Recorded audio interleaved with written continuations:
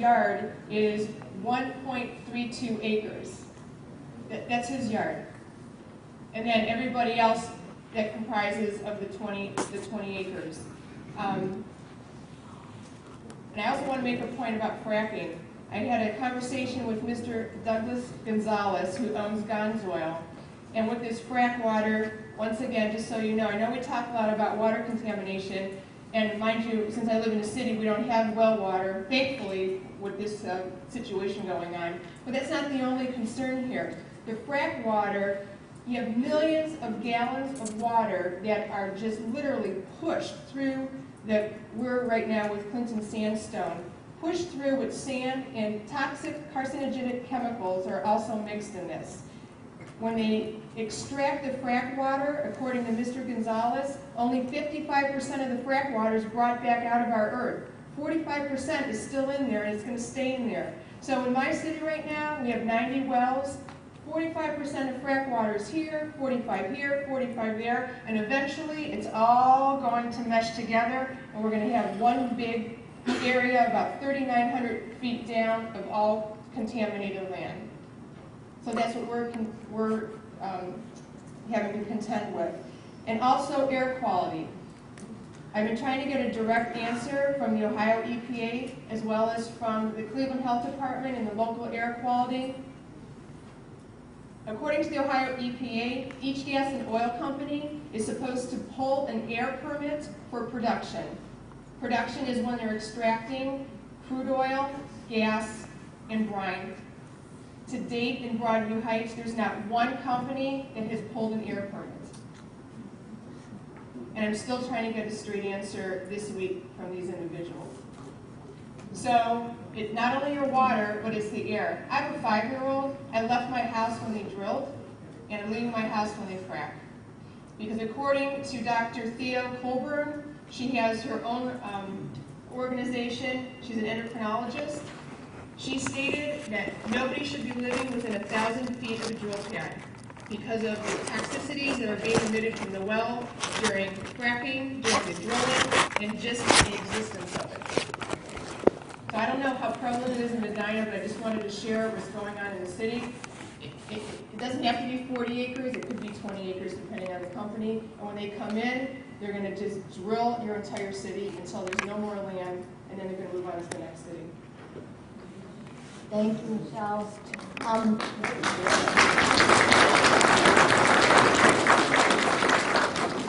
And just so that you understand, they have to have 20 acres to drill down 4,000 feet.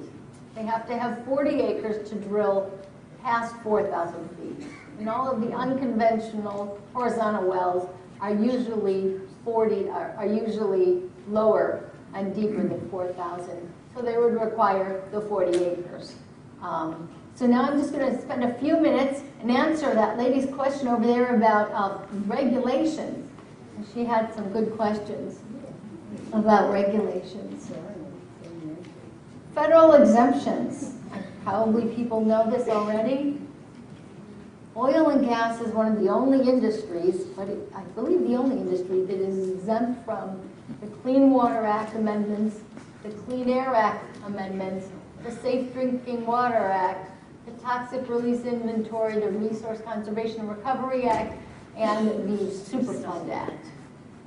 So this is very disconcerting because you realize that it's very, very, if they're not being followed, if these rules and regulations aren't being followed, it's very difficult, as Michelle was talking about, just to even figure out air pollution and that sort of thing if they're not part of the Clean Air Act. So we look to our local government, but unfortunately our local governments can't help because in 2004 Ohio passed House Bill 278, which took away all local control and gave all the power to people in Columbus to regulate the permitting, location, drilling, and operation of oil and gas wells in Ohio.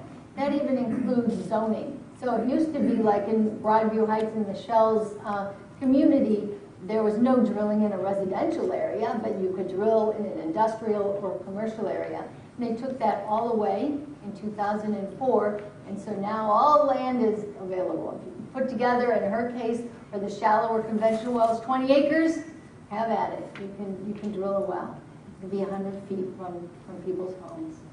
So everything's concentrated now at the state level, and Ohio Revised Code 1509 is the section that you would look if you wanted to look at any of the regulations. It was revised with Senate Bill 165, and while there was some improvement in terms of enforcement, so once a company has done something wrong, terrible, such as blowing up the house in Bainbridge in 2007 and contaminating 20 people's water wells, they'll have some enforcement capability afterward. Unfortunately, there were many, many areas that were left unaddressed, and there are no specific regulations for this type of unconventional hydrofracking rules. I'll go through this very quickly, but just so that you know some of the areas that are insufficient in the current regulation. As I've said, in urban areas, it's 150 feet from an occupied dwelling, but in a rural area, for some reason, it's only 100 feet for a place of worship or a private dwelling. Unfortunately, when a well tank explodes, it can explode 400 feet away. We have seen this in Carroll County in Ohio in just the last couple of years. We have a number of cases where tanks and billboard-sized pieces of concrete and so forth have exploded hundreds of feet. And yet the Ohio legislature has kept the setback at 100 feet. These are the open air pits. This was taken from Google Earth. You're actually able to see an open air pit from Google Earth. When they drill, the drilling muds and fracking fluid come into this pit, as well as a frac fluid that comes back out right after they drill, and it goes into these pits. And those little white things are misters, so that it evaporates the water. So, but unfortunately, also some of the evaporation of the toxic chemicals can come out as well. And in the far bottom left, that little squiggle white line, and then those little tiny little squares are homes. And this is from Pennsylvania. I spoke briefly about just with setbacks, but there are many regulations between urban and rural areas that are different. So urban has more stringent drilling regulations than rural areas. And it's defined, rural areas defined as a township with fewer than 5,000 people. And so terms and conditions that don't apply, safety concerns, the drilling of a well, protection of the public and private water supply, noise mitigation, there's no notification for landowners, and there's no site review required. This is what we talked about before regarding mandatory pooling, which is the taking of an individual person's property against their wishes for private profit. We have eminent domain in Ohio, but that's usually for a public good of some type.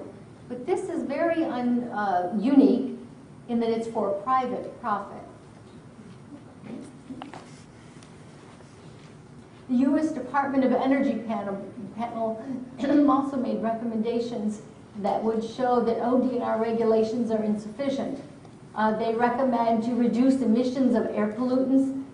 They talk about inspections at safety at critical stages during the hydraulic fracturing process. In